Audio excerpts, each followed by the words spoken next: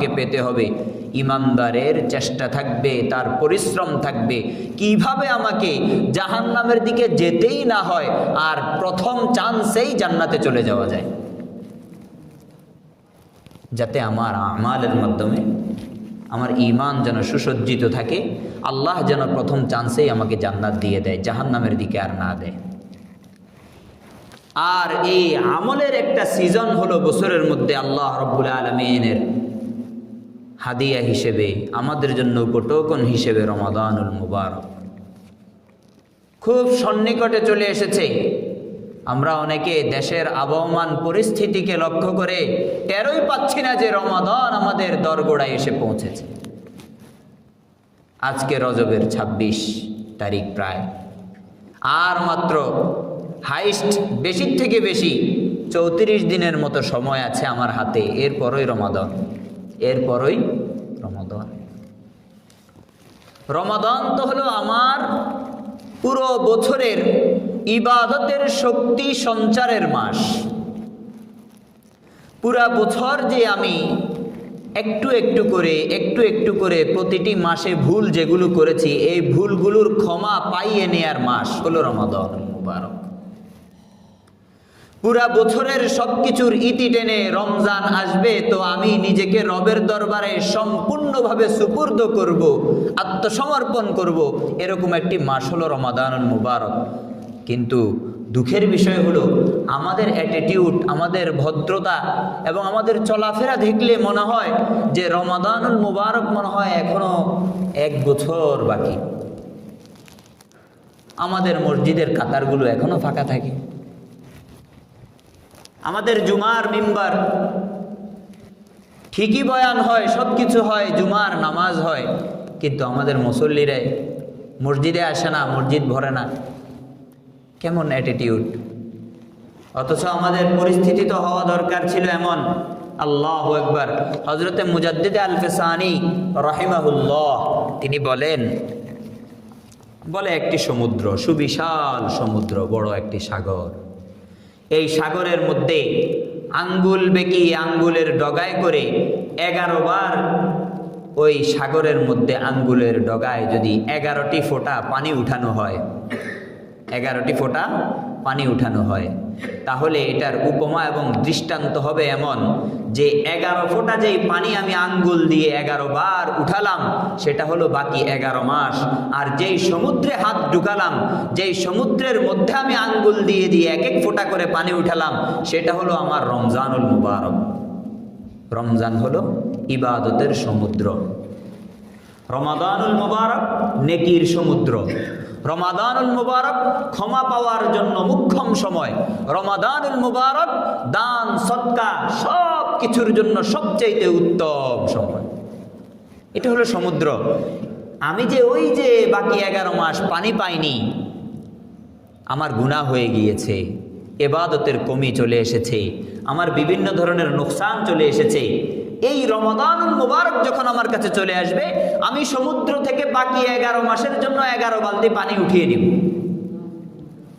যাতে করে আমার বাকি 11 মাসের সমস্ত আগের ত্রুটিগুলোও ক্ষমা হয়ে যায়, আগের ত্রুটিগুলো থেকেও আমি যেন কাটিয়ে উঠতে পারি এবং আগামীর ভবিষ্যতের 11 মাসটাও যেন আমি সোজা করে ইবাদতের মৌসুম হিসেবে, ইবাদতের অভ্যাস গড়ে বাকি 11 মাসে যেন আমি ভালো ইবাদত করতে পারি। এই তৌফিকটা যেন আমার রমাদানে হয়। যদি এমন তৌফিক আমার রমাদানুল মুবারকের মধ্যে নাই হয়, তাহলে এই রমাদান আমার জন্য কোনো শুভ কোনো কিছু, উত্তম কোনো কিছু নিয়ে আসবে না, উত্তম কোনো কিছু নিয়ে আসবে না। দেশের আবহমান পরিস্থিতির কারণে সামনে নির্বাচন, কিন্তু একজন মুসলমানের নির্বাচনের চেয়েও, একজন মুসলমানের দেশের বর্তমান পরিস্থিতির চেয়েও অধিকতর গুরুত্ব থাকবে যে সামনে রমাদানুল মুবারক। আমি কি বুঝাইতে পারছি? একজন মুসলমান হিসেবে, একজন ইমানদার হিসেবে যত না আক্ষেপ আমাদের নির্বাচনমুখিতা নিয়ে, নির্বাচনের জন্য যতটা আমাদের ইন্তজার এবং আমাদের যত পরিশ্রম, সবকিছু যত প্রস্তুতি, তার চেয়ে অধিক পরিমাণ একজন ইমানদারের রমাদানের প্রস্তুতি নেওয়া উচিত। আমরা অনেকেই রমাদানুল মুবারক আসছে ওই আরে রমাদানুল মুবারক হলো রহমতের মাস, বরকতের মাস, নাজাতের মাস, আল্লাহ মুক্ত করে দিবেন, আল্লাহ তাআলা আমাকে ক্ষমা করে দিবেন। অথচ আমরা কাজ করতে আগ্রহী না, গুনাহ ছাড়তে আগ্রহী না। বাকি 11 মাসে চগলখড়ি করেছি, নিজের ভাইয়ের পরনিন্দা করেছি, পিঠ পেছনে মানুষের গীবত করেছি, নিজের মুখটাকে জবানটাকে অপবিত্র করেছি, নিজের কামাই রোজগার সবকিছুকে হালাল না রেখে হারাম করেছি, সব ধরনের অপকর্ম কুকর্ম সবকিছু করলাম। রমাদান মুবারক আসার আগে সেগুলো সংশোধনও করলাম না, গুনাহ ছাড়ার জন্য প্রস্তুত হলাম না, আর আশা করে বসে আছি আল্লাহ রমজান আসলে আমাকে ক্ষমা করে দিবে, রহমত দিয়ে দিবে, রহমতের চাদরে আমাকে জুব্বা পরিয়ে দিবে। আল্লাহ গুনাহ না ছেড়ে মাপের আশাও হলো তামাশা। গুনাহ না ছেড়ে মাপ করে দেবে আল্লাহ, এমন আশা করাটা এটা হলো আল্লাহর সাথে তামাশা। বলে কেন?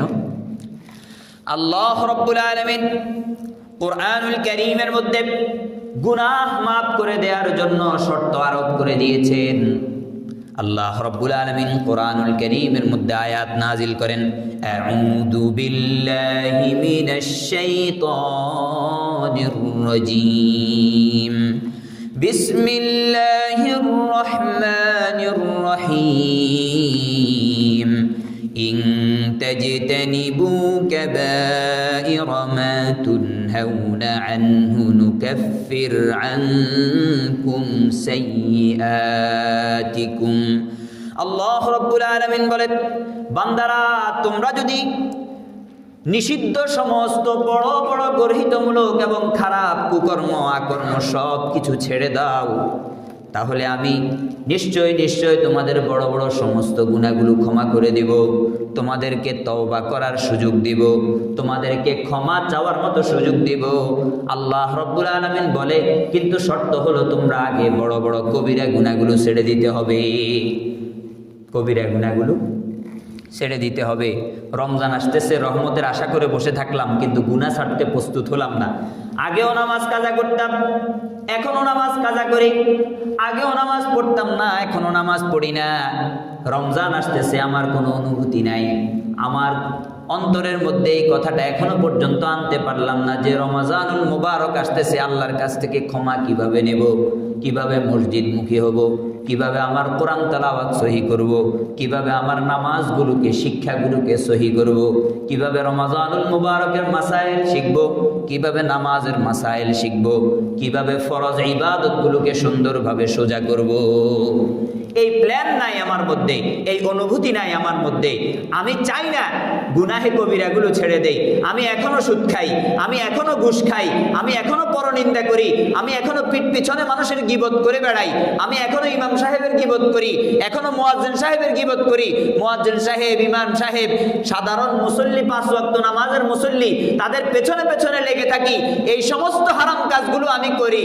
এরপরে আমি আশা করে বসে আছি রমজান আসবে, আল্লাহ আমাকে রহমতের জুব্বা পরিধান করাবে, আমাকে ক্ষমা করে দিবে। এমন বোকার স্বর্গে আপনাকে বসবাস করতে বলল কে? আল্লাহ তো বলে নাই। আল্লাহ তো বলেছেন, ইনতাজতানিবু কাবাইরা মা তুনহাউনা আনহু নুকাফির আনকুম সাইয়্যাতিকুম। যদি গুনাহে কবিরা ছেড়ে দাও, গীবতের মতো জঘন্য গুনাহ, পরনিন্দার মতো জঘন্য গুনাহ, সুদখোরের মতো জঘন্য গুনাহ, এইভাবে আরো যত ধরনের সমাজে অরাজকতা, নেশা, অমুক সমুক, এই সমস্ত গুনাহগুলো যদি ছেড়ে দাও, তাইলে আল্লাহ তোমাকে ক্ষমা করবে। শুধু কি ক্ষমা করবে? আল্লাহ রাব্বুল আলামিন কুরআনুল কারীমের মধ্যে ক্ষমার পর বলতেছেন, বলে বান্দা যদি গুনাহে কবিরা ছেড়ে দিতে পারো, তাহলে আমি তোমাদেরকে ক্ষমা করে দিব।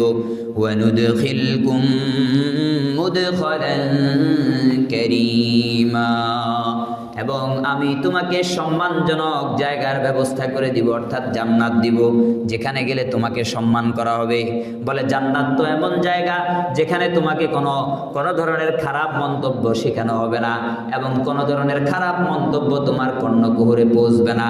সেখানে শুধু তুমি হাঁটবার চলবা, ফেরেশতারা তোমাদেরকে অভিবাদন জানাবে আর বলবে সালাম সালাম।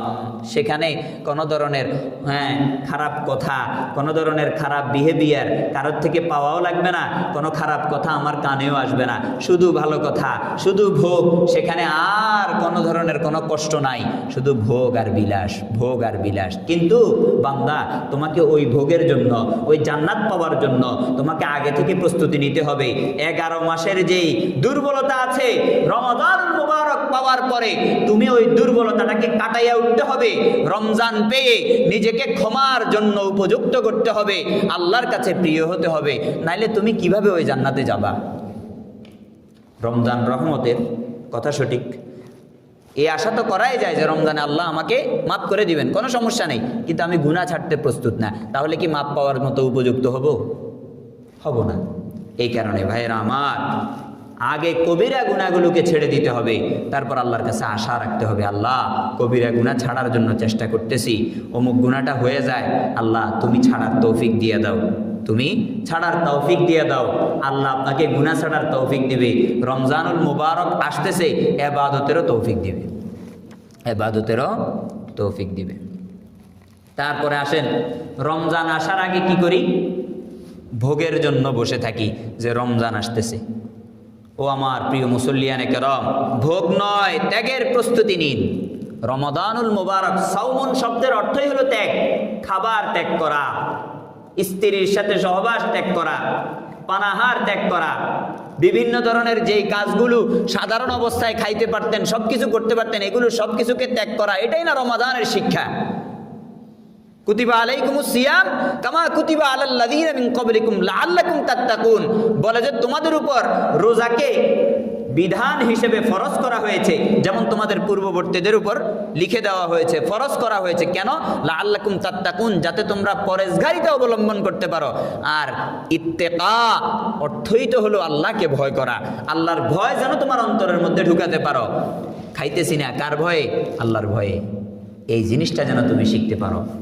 তাহলে আমি তো ভোগের জন্য বসে আছি, যেমন কেমন ভোগ?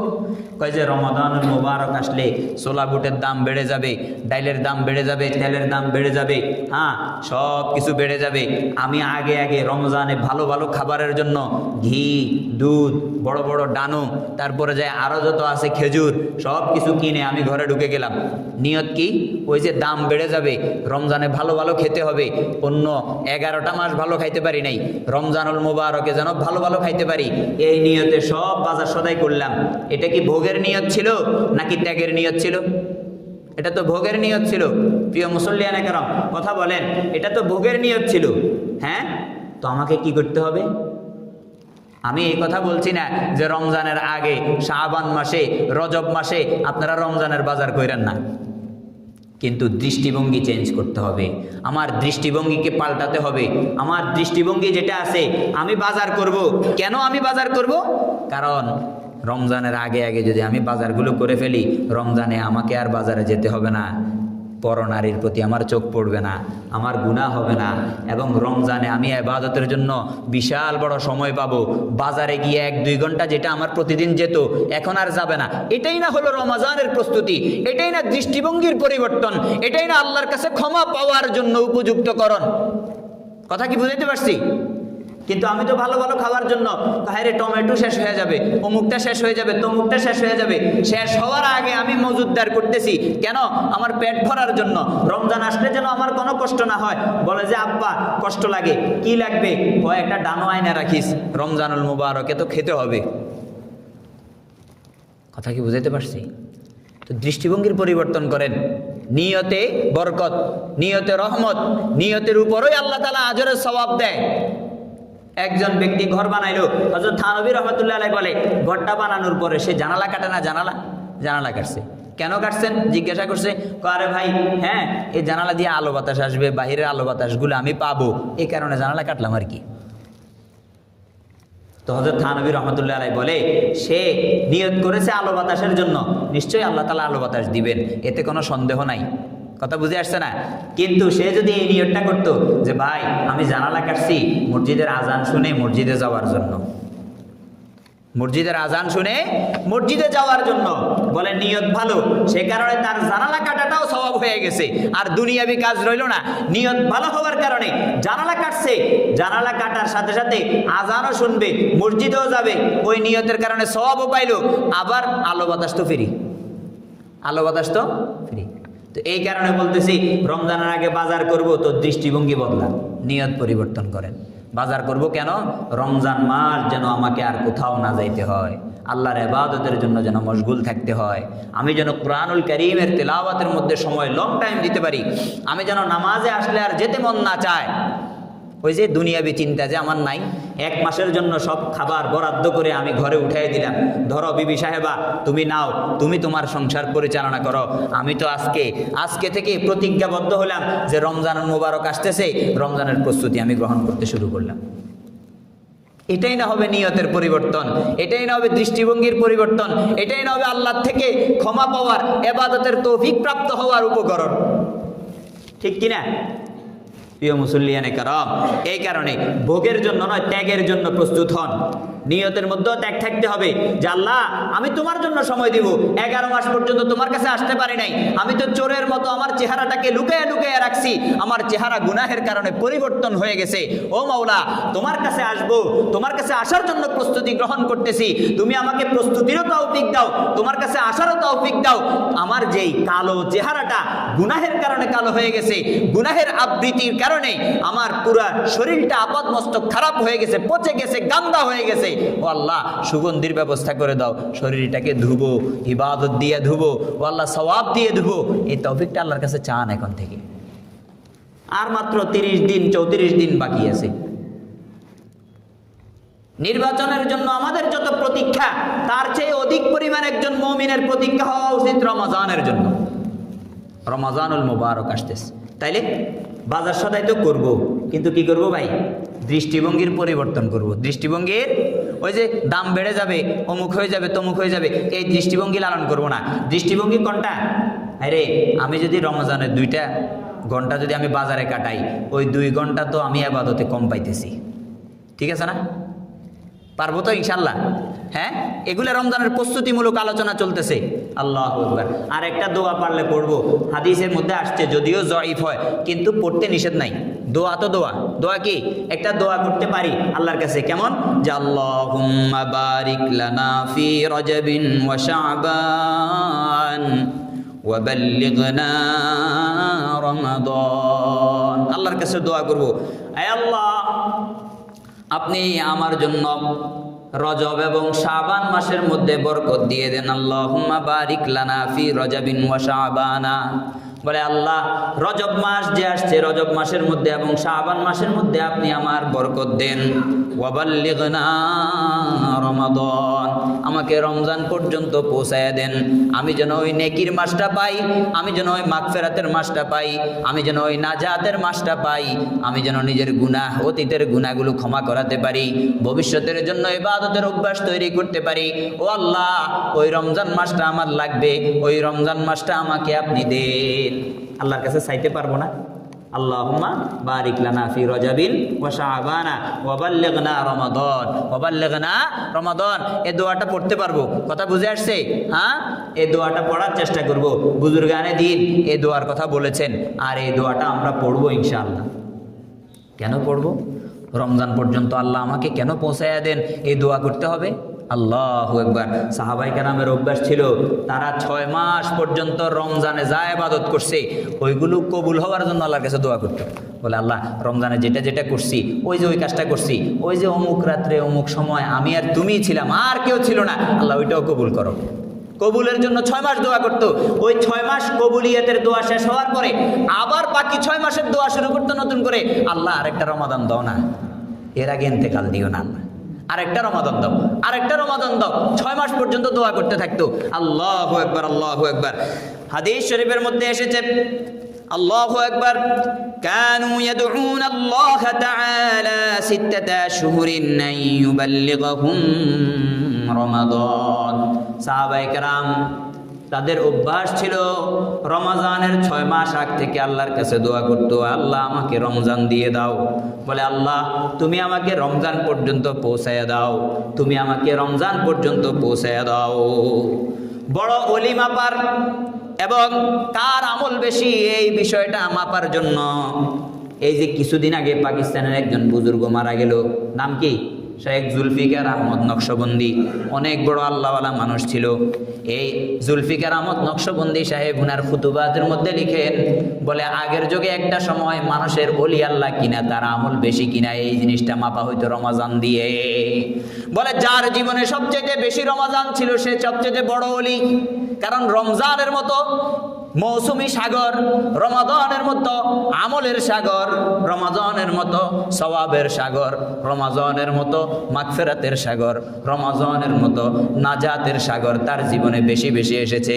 তাহলে ইবাদতের সময়ও সে বেশি পেয়েছে, এই কারণে সে বড় ওলি, তার আমল বেশি। বুঝতে পারছেন? তাহলে রমজান কত গুরুত্বপূর্ণ বিষয় না? হ্যাঁ, এখন আসেন, এই রোজা যেমন ফজিলতের, যেমন রহমতের, যেমন নাজাতের, যেই জিনিসটা এত গুরুত্বপূর্ণ, যেই জিনিসটা আমাকে এত বেশি জিনিস দিতেছে, ওই জিনিসটার আবার এপিট ওপিটও আছে। কি আছে? এক পিঠ যেমন ভালো, আরেক পিঠ হচ্ছে আমি যদি চেষ্টা না করি তাহলে আল্লাহ রাব্বুল আলামিনের কাছে ধরা।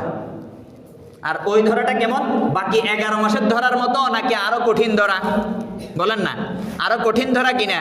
রমাদানে যেরকম 71 পাইতেছি, তো গুনাহের কারণে, রমাদানকে অবমূল্যায়নের কারণে 72 গুনাহেরও তো গুরুতর অবস্থা হওয়ার কথা, তাই কিনা? বলেন না। কিন্তু আল্লাহ আমাকে ক্ষমা করে দিছে। কয় না, রমজানে গুনাহ করলে আল্লাহ বেশি নারাজ হয় ঠিক, কিন্তু ওই যে 71 সওয়াবের ক্ষেত্রে লিখছে, গুনাহের ক্ষেত্রে একটাই লিখছে। কিন্তু আল্লাহর নারাজ, আল্লাহর গজব, আল্লাহর রাগান্বিত হওয়া, এটাকে কি আমরা নিভাই দিতে পারবো? আল্লাহ রাব্বুল আলামিন যদি হাসরের ময়দানে বলে, এ বান্দা রমজান তো পাইছিলে, তো গুনাহ তো ক্ষমা করাইতে পারলা না, তো আমি কি জবাব দিব? আমি ইমাম সাহেব কি জবাব দিব? আপনারা মুসল্লিরা কি জবাব দিবেন? বলেন, পারবেন? কোনো জবাব আছে? কয় মুমিন তো দাবি করতা, দুনিয়ার সব কাজ করতে পারতা, অমুক জায়গায় তমুক জায়গায় অমুককে সুবুদ্ধি অমুককে কুবুদ্ধি সব কিছু দিয়েছ, তো রমজান পাইছো, নিজের গুনাহ কেন মাফ করাওনি? কি উত্তর হবে আমার? এই কারণে রমজানের এই পিঠ যেমন আছে, ভালো দিক যেমন আছে, ওই পিঠও একটা আছে। কেমন? আল্লাহু আকবার। রাসূলুল্লাহ সাল্লাল্লাহু আলাইহি ওয়াসাল্লাম হাদিস শরীফের মধ্যে বলেন, বাউদা মান আদরাকা রমাদান ফালাম ইউগফার লাহ। রাসূলুল্লাহ সাল্লাল্লাহু আলাইহি ওয়াসাল্লাম বলে, ওই ব্যক্তি দূরে সরে যাক, দূরে সরে যাক, সে আমাদের কাছে কিনারেও না আসুক, যে রমজান পাইলো আর গুনাহ মাফ করাইতে পারলো না। কথা কি বুঝাইতে পারছি? জিব্রাইল রাসূলুল্লাহ মদিনার মসজিদে নববীর মধ্যে আছে। জিব্রাইল এসে বলতেছে, ইয়া রাসূলুল্লাহ, ওই ব্যক্তি ধ্বংস হোক অথবা ওই ব্যক্তি দূরে সরে যাক যে রমজান পাওয়ার পরে তার গুনাহ মাফ করাইতে পারলো না। রাসূল বলে আমিন। রাসূল কি বলে? আমিন। বলে আল্লাহ কবুল করে নাও। জিব্রাইল যেমন বলছে আমার কথাও সেটা। আল্লাহ যে রমজান পেল আর রমজান পাওয়ার পরে গুনাহ মাফ করাইতে পারলো না, তাকে আল্লাহ তুমি আমাদের থেকে দূরে সরাইয়া দাও। এখন বলেন, দোয়াটা করছে কে? ফেরেশতাকুলের সর্দার, সবচাইতে উত্তম কে? জিব্রাইল। দোয়া কবুলিয়াতের জন্য মঞ্জুর করছে কে? মানব দানব সব সৃষ্টিকুল, যা আল্লাহর পরে যার স্থান সর্বশ্রেষ্ঠ যিনি মুহাম্মদুর রাসূলুল্লাহ সাল্লাল্লাহু আলাইহি ওয়াসাল্লাম, তিনিকে আল্লাহ দোয়া কবুল করে নাও। আবার দোয়া কবুল করছে কোন জায়গায়? যেই জায়গায় দোয়া করলে এমনিতেই দোয়া কবুল হয়। দেখবেন হাজী সাহেবরা মসজিদে নববীতে বসে বসে কান্দে কেন? কারণ মসজিদে নববী, মক্কা শরীফের হেরেম শরীফ, এগুলো হচ্ছে দোয়া কবুলের জায়গা। কিছু কিছু জায়গাও আছে সেখানে দোয়া কবুল হয়। সুবহানাল্লাহ বলেন না? কথা কি বুঝাইতে পারছি? তাইলে এখন দেখেন, দোয়াটা করছে ফেরেশতাদের সর্দার, একবারে সর্বোৎকৃষ্ট, যে ওহী নিয়ে আসতো নবীদের কাছে। আবার দোয়ার মঞ্জুরিয়াত, দোয়ার কবুলিয়াতের জন্য আবার আল্লাহ রাসূল সাল্লাল্লাহু আলাইহি ওয়াসাল্লাম আমিন বলতেছে। আল্লাহর পরে যার স্থান, আবার এমন জায়গায় দোয়া করা হইতেছে যেই জায়গায় দোয়া করলে আল্লাহ রাব্বুল আলামিন কবুল করে, যে এমন গ্যারান্টি দেওয়া হয়েছে। দোয়াটা কি? যে রমজান পেল, গুনাহ মাফ করাইতে পারলো না, সে দূরে সরে যাক। তো এটা কি দোয়া হইল না বদদোয়া হইল? বদদোয়া হইল কি না? হ্যাঁ, তো রমজানের এপিঠ যেমন আছে, রহমত আছে, নাজাত আছে, মাগফিরাত আছে, ওইদিকে আমি যদি রহমত না নিতে চাই, মাগফিরাত না নিতে চাই, নাজাত না নিতে চাই, কবিরা গুনাহ এখনো ছাড়ি নাই, 11 মাস ধরে সুদ খাইছি, এখনো খাইতেছি, 11 মাস ধরে মানুষের পিছনে পিছনে গীবত করছি, এখনো করতেছি, 11 মাস ধরে মানুষের পরনিন্দা করে বেরিয়েছি, এখনো করতেছি, 11 মাস ধরে মসজিদে আসি নাই, এখনো আসতেছি না, 11 মাস ধরে জুমার মিম্বরে হুজুর কি বলে উষ্ঠা খাইয়াও দেখি নাই, এখনো আসতেছি না। তো এবার চিন্তা করেন, আমি যদি গুনাহে কবিরা ছাড়তে প্রস্তুত না হই, তাহলে আল্লাহ রাব্বুল আলামিন এই পিঠের বদলায় আমাকে ও পিঠ দিতে কি দেরি হবে? যে দোয়া রাসূল বলছেন। তো রাসূলুল্লাহর এই অভিশাপ থেকে বাঁচা দরকার আছে না নাই? আছে না নাই? তাহলে আজকে থেকে আমাদের প্রতিজ্ঞা কি থাকবে? রমজান আসতেছে, সবচাইতে মুখ্য কাজ আমাদের এটা, পরনিন্দা ছেড়ে দিব, গীবত ছেড়ে দিব, অমুক ভাইয়ের গোশত খাওয়া। আল্লাহু আকবার, কত ভয়ঙ্কর জিনিস! কোরআনুল কারীমের মধ্যে আয়াত নাজিল হয়েছে, বলে ইয়া আইয়ুহাল্লাযীনা আমানু জিত্তানিবু, ইয়া আইয়ুহাল্লাযীনা আমানু জিত্তানিবু। আল্লাহ রাসূল সাল্লাল্লাহু আলাইহি ওয়াসাল্লামের উপর আয়াত নাযিল হয়েছে, বলে ইয়া রাসূলুল্লাহ আল্লাযীনা আমানু ইজতানিবু কাসীরাম মিনাল ইন্না বা'দায যন্নি ইসমুন ওয়া লা তাজাসসু ওয়া লা ইয়াগতাব বা'দুকুম বা'দা আইয়ুহিব্বু আহাদুকুম আন ইয়াকুলা লাহমা আখিহি মাইতা ফাকারিহতুমুহু। রাসূলুল্লাহর প্রতি আয়াত নাযিল হয়েছে, বলে ইয়া রাসূলুল্লাহ একে অপরের পেছনে গোয়েন্দাগিরি করে নিষেধ করে দেন, খবরদার খবরদার। একে অপরের গীবত করে পেছনে পেছনে হেঁটে নিষেধ করে দেন, খবরদার। বলে তারা কি পছন্দ করে তার ভাই মরে গেছে আর তার গোশতগুলো কেটে কেটে মরা ভাইয়ের গোশত সে খাবে? কত জঘন্য কথা! গীবতের কথা বলছে। আর গীবত কাকে বলা হয়? গীবত হইল আমার ভাইয়ের মধ্যে আসলে বাস্তবে দোষ এটা আছে, কিন্তু আমি তার সামনে না বলে তার পিঠ পিছনে বলছি। আমি জানি যে সে শুনলে মনক্ষুণ্ণ হবে, তার কাছে কষ্ট লাগবে। দোষ থাকলে গীবত, দোষ না থাকলে তো হচ্ছে অপবাদ। কি বললাম? একজন ভাইয়ের তার পিঠ পিছনে এমন কথা বলা যেটা তার সামনাসামনি অন্য কোনো মানুষকে বললে তার মনে কষ্ট যায়। আসলে বাস্তবে সে এই দোষে দোষী, কিন্তু এই দোষে দোষী হওয়ার পরেও তার পিঠ পিছনে বলা যাবে না। যদি তার সংশোধন আপনার উদ্দেশ্য হয়, তাকে এসে বলতে হবে, ভাই আপনার কাছে এই কাজটা দেখছি, এই কাজটার শরীয়ী বিধান কি? যদি সে আলেম হয় তাহলে তার কাছে জিজ্ঞাসা করবেন, হুজুর মাসালা এটা কি, আমাকে একটু বলে দেন। যদি মাসালা আপনার নাও তো জানা থাকতে পারে, হুজুর যে কাজটা করতেছে হুজুর আপনাকে বলে দিলে আপনি সেটা বুঝবেন যে না, হুজুরের করাটা ঠিক আছে, আমি মাসালা না জানার কারণে ভুলটা আমার চোখে ধরা গেছে। কথা কি বুঝে আসছে? আর যদি ব্যক্তিটা হুজুর না, একজন আওয়াম মানুষ আপনার মতো, আপনি বরং তার চেয়ে একটু বেশি জানেন, হ্যাঁ, তখন তাকে বলেন, ভাই বিষয়টা আমি এভাবে জানছি, হ্যাঁ তুমি এভাবে করছো দেখছিলাম, কিন্তু বিষয়টা আমার কাছে একটু অন্যরকম লাগছে, একটু হুজুরকে জিজ্ঞাসা করিও মাসালাটা। সমস্যা আছে কোনো? সে রাগ হবে আপনার উপরে, কিন্তু এই কথাটা আপনি তাকে না বলে পিঠ পিছনে 3জন 4জন মুসল্লি নিয়ে গোল মিটিং করে তারপরে বলা শুরু করলেন। তারপরে কি করলেন? বলা শুরু করলেন, অমুকের দেখলাম আজকে জুব্বা উঠাইয়া নামাজ পড়ছে, অমুকে এরকম কাতার বাঁকা করে নামাজ পড়ছে, অমুকের পাটা বাঁকা হয়েছিল। মানে যতই সে সোজা হোক আপনার কাছে বাঁকা, আর ওই বাঁকাটা আপনাকে উঠা গোল মিটিংয়ে বলতে হবে। তো গোল মিটিংয়ে বললেন, পরবর্তীতে ওই লোকের অন্তরে যখন গেল যে অমুক ব্যক্তি আমার নামে গীবত করছে, আপনার প্রতি ঘৃণা সৃষ্টি হবে কি হবে না? কিন্তু ওই কাজটাই আপনি আগে যে পদ্ধতি শিখিয়ে দিলাম, এই পদ্ধতিটা করলে কোনো সমস্যা ছিল? কোনো সমস্যা ছিল না। আরও এই সমস্ত কাজগুলো আমরা করি কোথায়? সবচাইতে বেশি গীবত হয় কার জানেন নেই? খুশির সংবাদ আর কি এটা আপনাদের জন্য, সবচাইতে বেশি গীবত হয় ইমাম সাহেবের। সবচাইতে বেশি গীবত হয় কার? ইমাম সাহেবের। আর ওই যে রাষ্ট্র পরিচালনা করে যে কার? সরকারের। তো সরকারের পরে সবচাইতে বেশি গীবত হয় ইমাম সাহেবের। আমাদের মুসল্লিরা প্রাউড ফিল নিয়ে এইসব গীবতগুলো করে, অথচ এগুলো হারাম। ও ভাই কি জিনিস নিয়ে বসে আছেন বলেন না? কি লাভটা হচ্ছে? রমজান আসতেছে, রমজানের প্রস্তুতি নিতে পারতেছি না, এখন হারাম ছাড়তে পারতেছি না, লাভ কি আমার বলেন না? কি পাইতেছি এগুলো করে? মুয়াজ্জিন সাহেব কি করছে, ইমাম সাহেব কি করছে, এগুলোর নজরদারির জন্য আপনাকে রাখা হয়েছে। হয়েছে তারা যদি ভুল করে তো আল্লাহর কাছে এরা জবাবদিহিতা করবে না?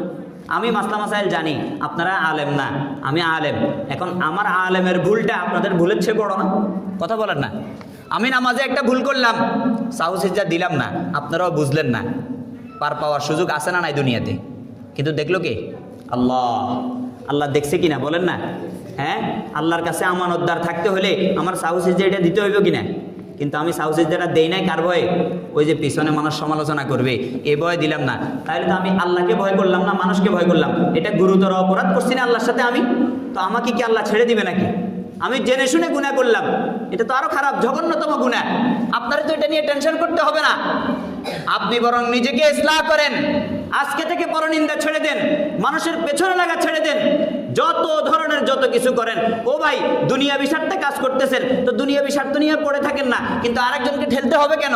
আরেকজনের পিছনে কেন যেতে হবে? কোনো যুক্তিকতা আছে? কবিরা গুনাহ ছাড়বেন না, আবার রমজানের জন্য আশা করে বসে থাকবেন যে রমজান রহমতের, রমজান নাজাতের, রমজান মাগফিরাতের, আমাকে আল্লাহ মাফ করে দিবে। এটা কি কশিনকালও সম্ভব? আল্লাহ তো এখানে শর্তই দিয়ে দিছে, ইন তাজতানিবু কাবাইরা মা তুনহাউনা আনহু নুকাফির আনকুম সাইয়্যাতিকুম ওয়া নুদখিলকুম মুদখালান কারীমা। আগে কবিরা গুনাহ ছাড়তে হবে, তারপর আল্লাহ আপনাকে মাফ করবে, তারপর আল্লাহ ইমাম সাহেবকেও মাফ করবে, মুয়াজ্জিন সাহেবকেও মাফ করবে। তারা কি আলাদা নাকি? মানুষ হিসেবে হিসাব সমান। হিসাব কি? ওমান ইয়ামাল মিসকালা যাররাতিন খায়রান ইয়ারাহু। যদি বিন্দু পরিমাণ ভালো কাজ করেন ওটা আল্লাহর কাছে দেখবেন। ওমান ইয়ামাল মিসকালা যাররাতিন শাররান ইয়ারাহু। বিন্দু পরিমাণ খারাপ কাজ করছেন আল্লাহর কাছে দেখবেন, ওটা আল্লাহ লুকাবে না, আপনার আমলনামায় সুস্পষ্টভাবে কালো হরফে উঠে থাকবে। এই কারণে সাবধান হয়ে যান। রমজানের যেমন একটা পজিটিভ দিক আছে, রমজান রহমত নিয়ে আসে, রমজান মাগফিরাত নিয়ে আসে, রমজান নাজাত নিয়ে আসে, রমজানের একটা আরেক দিকও আছে যেখানে জিব্রাইল বদদোয়া করেছে, আল্লাহ রাসূল আমিন বলেছে। আরো পবিত্রতম জায়গা মসজিদে নববীর মধ্যে। আরো কোথায়? পবিত্রতম জায়গা মসজিদে নববীর মধ্যে। আপনি কি চান রাসূলের অভিশাপ পেতে? আমি কি চাই রাসূলের অভিশাপ পেতে? এই কারণে সোজা হয়ে যেতে হবে। ও আমার প্রিয় ভাইরা, রমজানের প্রস্তুতিমূলক কি কি কাজগুলো আমরা করতে পারি? আমি কয়েকটা কাজের কথা বলবো, এগুলোর বাইরে অনেক প্রস্তুতি হতে পারে। প্রত্যেকে নিজের তাকওয়া অনুযায়ী প্রস্তুতি গ্রহণ করব, কিন্তু কিছু একবারে বেসিক্যালি কিছু প্রস্তুতি আছে যেগুলো খুবই ইম্পর্ট্যান্ট এবং গুরুত্বপূর্ণ। এক নাম্বার, তওবা ও ইস্তেগফার করা। তওবা ইস্তেগফার কেন করব? ওই যে 11 মাসে সুদ খাইছি, আল্লাহ আজকে থেকে খাবো না, ছেড়ে দিতেছি, তুমিও আমার এই গান্দা জিনিসের প্রতি আর নিও না। পারবেন না এই প্রতিজ্ঞা করতে? ইস্তেগফার করা, লজ্জিত হওয়া, যা করছি এটা তো অনেক খারাপ, খারাপ কাজ করছি, অমুকের হক মাই রাখাইছি, আর মারবো না। অমুকের গীবত করছি, পারলে সম্ভব হলে তার কাছে ক্ষমা চাবো, যদি সম্ভব না হয় আল্লাহর কাছে ইস্তেগফার করবো, কারণ মনে মনে ছিল তো। হ্যাঁ, কথা বুঝে আসছে? জেনে গেলে কিন্তু ক্ষমা চাইতে হবে। অমুকে যদি জেনে যায় যে তার নামে গীবত করছেন, তাইলে কিন্তু ক্ষমা সে না করলে আল্লাহ ক্ষমা করবে না। কথা কি বুঝাইতে পারছি? আর যদি না জানে তাহলে নিজে নিজে ক্ষমা চাইয়া নিলেন আল্লাহর কাছে, যে আমার মনোভাব এটা হয়েছিল, যাদের যাদের কাছে করছেন, ভাই দেখো আসলে আমি খারাপ কাজ করে ফেলছি। ইস্তেগফার করেন, তওবা করেন। তওবার অর্থ কি? লজ্জিত হওয়া। অতীতে যা করছি সেগুলোর প্রতি লজ্জিত হওয়া, সেগুলোর উপর স্থায়ীভাবে থেকে যাওয়া, এটা তওবা না। এটা কিনা ভাই? আমার খারাপ কাজগুলোকে পরিত্যাগ করার জন্য আমাকে লজ্জিত হইতে হবে, আল্লাহর সামনে দণ্ডায়মান হইতে হবে। ক্বালা রাসূলুল্লাহ সাল্লাল্লাহু আলাইহি ওয়াসাল্লাম আন-নাদামু তাওবাতুন। নবী করিম সাল্লাল্লাহু আলাইহি সাল্লাম এই কারণে আমাদেরকে শিক্ষা দিয়েছেন, বলে তওবা হলো লজ্জিত হইতে হবে। তওবা কি? আল্লাহর সামনে লজ্জিত হইতে হবে। কথা কি বুঝাইতে পারছি? আল্লাহু আকবার। রাসূলুল্লাহ সাল্লাল্লাহু আলাইহি ওয়াসাল্লাম যিনি নিষ্পাপ ছিলেন, যার কোনো ধরনের কোনো গুনাহ ছিল না, আল্লাহ রব্বুল আলামিন দুনিয়ার বুকে কোনো নবীকে গুনাহগার সাব্যস্ত করে নাই। ভুলেও না, না জেনেও না, কোনো ধরনের কোনো গুনাহ নবীদের দিয়ে করায় নাই। করাইছে? কোনো ধরনের কোনো গুনাহ নবীদেরকে দিয়ে করায় নাই। যিনি দুনিয়ার মধ্যে নিষ্পাপ, আখিরাতে জান্নাতের সার্টিফিকেট, তাকে ডিঙ্গাই আমরা জান্নাতে যেতে পারবো না। রাসূলুল্লাহ সাল্লাল্লাহু আলাইহি ওয়াসাল্লাম বলেন, ইন্নী লা আস্তাগফিরুল্লাহ আযজা ওয়া জাল্লা ওয়া আতুবু ইলাইহি কুল্লা ইয়াউমিন মিআতা মাররা। রাসূলুল্লাহ সাল্লাল্লাহু আলাইহি ওয়াসাল্লাম বলেন, প্রতি দৈনিক আমি 100 বার আল্লাহর কাছে ইস্তেগফার করি, প্রতি দৈনিক আল্লাহর কাছে 100 বার আমি ইস্তেগফার করি।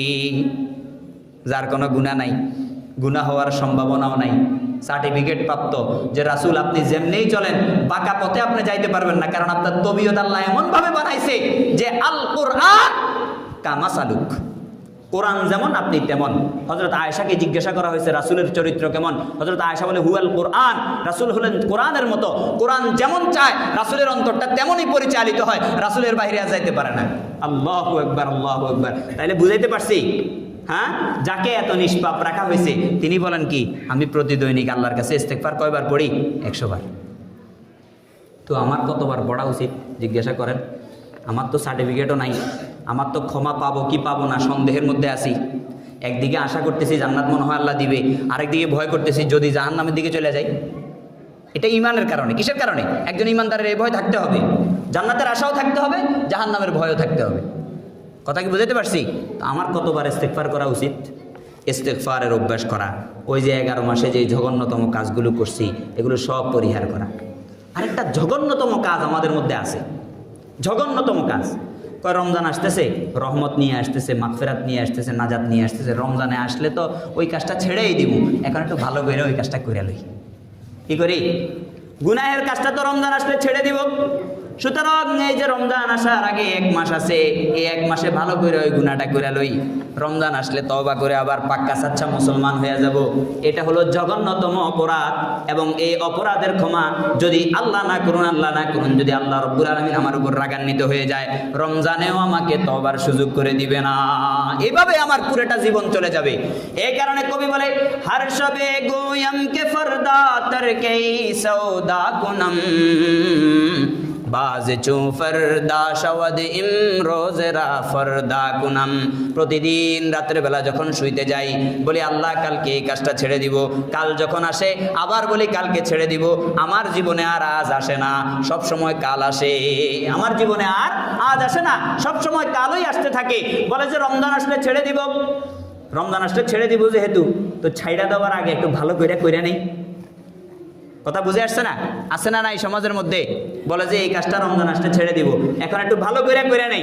ভালো করে, আগে এই কাজটা করতাম একবার, এখন আমি 3-4 বার করে করতেছি। কারণ কি? ওই যে রমজান আসলে আর করবো না, ছেড়ে দিব, অভ্যাস চেঞ্জ করব। এটা হলো শয়তানের ধোঁকা, আর এটা হলো আল্লাহর সাথে তামাশা। আল্লাহ না করুন, আল্লাহ যদি আপনার উপর নারাজ হয়ে যায়, আল্লাহ যদি আমার উপর নারাজ হয়ে যায়, আমি ইমাম সাহেব হই, মুয়াজ্জিন সাহেব হই, আর রাষ্ট্রপ্রধান হই, আমার বাঁচার কোনো সুযোগ নাই। আমার নসিবে তওবা হবে না, আমি কখনো তওবা করতে পারবো না, কারণ আল্লাহ নারাজগির কারণে আল্লাহ আমাকে বঞ্চিত করে দিবেন। ওই যে বাউদা, আল্লাহ কি করে দিবেন? দূরে সরাই দিবেন। উম্মত থেকে কি করে দিবেন? দূরে সরাই দিবেন। কারণ রাসূলের অভিশাপ, ওই অভিশাপ থেকে বাঁচার জন্য আমাদের বুজুর্গানে দিন বলে, এরকম জঘন্যতম চিন্তাধারা লালন করো না। তারপরে দ্বিতীয়তম, রমজানের প্রস্তুতির একটা অন্যতম জায়গা হলো রমজান আসতেছে আনন্দিত হওয়া। কি হওয়া? রমজানকে আগমন হিসেবে, রমজানের আগমন হিসেবে, এই কথাটা বলে আরো কিছু আছে, এগুলো আগামী জুমা আলোচনা করব। রমজান আসতেছে যে এই কারণে আনন্দিত হওয়া, হাহুতাশ না হওয়া। ডায়াবেটিস, আরে রমজান চলে আসছে, কেমনে রোজা রাখবো, আছে না নাই? আনন্দ হয় না, তার মনটা খারাপ হয়ে যায়। হ্যাঁ, তারপরে সাধারণ মুসল্লি, সে কয় রে দ্রব্যমূল্য কেমনে খামো, মনটা খারাপ হয়ে যায়, রমজান কি লেগে আইলো। কথা বুঝেন নাই? অসাধু ব্যবসায়ী, সে বুঝলো না যে রমজান মাসটা মহত্বপূর্ণ মাস। সে মজুদদারি করে গ্যাসের সিলিন্ডার আটকাইয়া দিয়ে, গ্যাসের যেরকম দাম বাড়াইছে, প্রত্যেকটা পণ্য আটকাইয়া সগলখুরির ব্যবসা সে করতেছে। আল্লাহ তাকে ভয় দেয় নাই, সে কারণে সে করতেছে। এটা কি রমজানের দোষ? এটা কি রমাদানের দোষ? এটা তো রমাদানের দোষ না, তার হেদায়েতের দোষ। সে আল্লাহর কাছে যাইতে পারে নাই, সে আল্লাহকে ভয় করতে পারে নাই। রমজানুল মুবারকের মতো পবিত্র মাস আসতেছে, সে মজুদদারি করে খেজুরের দাম বাড়ায়, মজুদদারি করে চনা বুটের দাম বাড়ায়, মজুদদারি করে ওই যে গ্যাসের সিলিন্ডারের দাম বাড়ায়। এটা তো হলো অসাধু ব্যবসায়ীর কাজ। এইসব কাজ থেকে আল্লাহর কাছে পানা চান এখন থেকে। বলে আল্লাহ যা করছি তওবা তিল্লা করে ফেলছি, আর জীবনে করব না। দরকার হলে আমি রমজানকে লিমিটেশন করে আগের থেকে কিনে রাখবো, রমজানে ওই দামেই দেব, ওই দাম শেষ, আমার ব্যবসাও শেষ, এতটুকুর উপর আমি সন্তুষ্ট। বরকত দিবে কে? আল্লাহ। কথা কি বুঝাইতে পারছি? এই কারণে ওই যে তাদের কাজের কারণে, অমুকের কাজের কারণে, ডায়াবেটিসের কারণে, অমুক জিনিসের কারণে, ওই সুদখোর, ওই ঘুষখোর, ওই যে রমজান আসতেছে এখন একটু লাগাম টাইনা ধরতে হবে, মনটা খারাপ।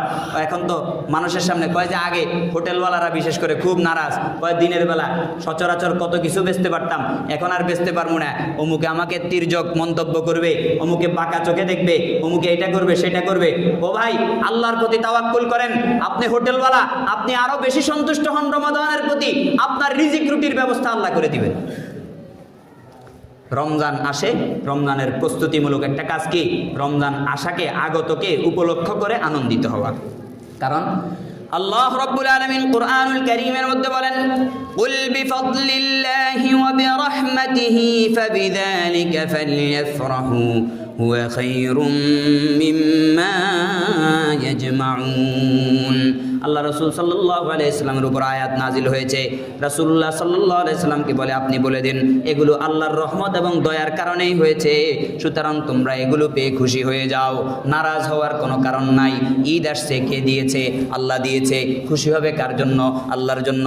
রমজান আসছে কে দিয়েছে? আল্লাহ দিয়েছে। খুশি হবে কার জন্য? আল্লাহর জন্য। রমজানের প্রস্তুতি নেওয়া খুশির বিষয় কার জন্য? প্রস্তুতি নিচ্ছ আল্লাহর জন্য, তওবার জন্য। প্রত্যেকটা বস্তু যখন তুমি খুশির সাথে আল্লাহর তরফ থেকে গ্রহণ করবে, আল্লাহ রব্বুল আলামিন তোমার রিজিক রুটির ব্যবস্থা যেমন করবেন, আল্লাহ রব্বুল আলামিন দুনিয়াবে সমস্ত বিপদ আপদ বালা মুসিবত সব থেকে তোমাকে মুক্ত করে দিবেন। কে মুক্ত করে দিবেন? আল্লাহ রব্বুল আলামিন। কথা কি বুঝাইতে পারছি? তো খুশি হব না নারাজ হয়ে যাবো ডায়াবেটিস আছে দেখে? কথা বলে না। মজুদদারির ব্যবসা, সে অসাধু ব্যবসায়ী, এই কারণে আমি রমজান পাইয়া খুশি হব না বেরাজ হয়ে যাব? কথা বলে না। এটা তো তার দোষ, এটা তো রমাদানের দোষ না ভাই। কথা বুঝাইতে পারছে? রাসূলুল্লাহ সাল্লাল্লাহু আলাইহি সাল্লাম শেষ কথা, রাসূলুল্লাহ সাল্লাল্লাহু আলাইহি সাল্লাম হাদিস শরীফের মধ্যে বলে, কয় যে মুমিনের জন্য রমজানের মতো উত্তম কোনো মাস আসে না। কেন? কয় যে মুমিন এই মাসে তার 11 মাসের শক্তি সঞ্চার করে ইবাদতের জন্য। কিসের জন্য? মুমিন 11 মাসের অভ্যাস এই মাসে গড়ে। আর মুনাফিকের জন্য এই রমজানের মতো মন খারাপের এত খারাপ আর কোনো মাস নাই। কারণ মুনাফিক এই রমজান মাসে বেশি সুদূর বুদুর করতে পারে না, এদিক সেদিক দৌড়াইতে পারে না। ওই যে হোটেলে বসে আগে যেরকম, কথা বুঝে আসছে, এখন আর সেটা করতে পারে না। রোজা তো ভাঙ্গে ঠিক, কিন্তু মন খুলে খাইতেও পারে না, মনের মধ্যে একটা ব্যথা। কথা বুঝে আসছে? চগলখুরি, পরনিন্দা, এগুলোর কারণে তার মনটা খারাপ হয়ে যায়। আর মুমিনের অন্তর খুশিতে বাগবাগ হয়ে যাওয়ার কথা, কারণ সে তো ওই 11 মাসের চার্জিং ব্যবস্থা এখানে।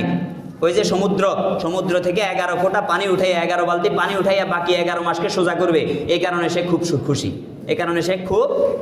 তো দ্বিতীয় নাম্বারটা বললাম, আরও কিছু প্রস্তুতির বিষয় আছে ইনশাআল্লাহ, আগামী জুমে আমরা আলোচনা করব। আল্লাহ রাব্বুল আলামিন রমাদানের মহত্ব গুরুত্ব বুঝে আমাদেরকে রমজানের জন্য প্রস্তুতি গ্রহণ করার তৌফিক দান করুন। ওমা আলাইনা ইল্লাল বালাগ।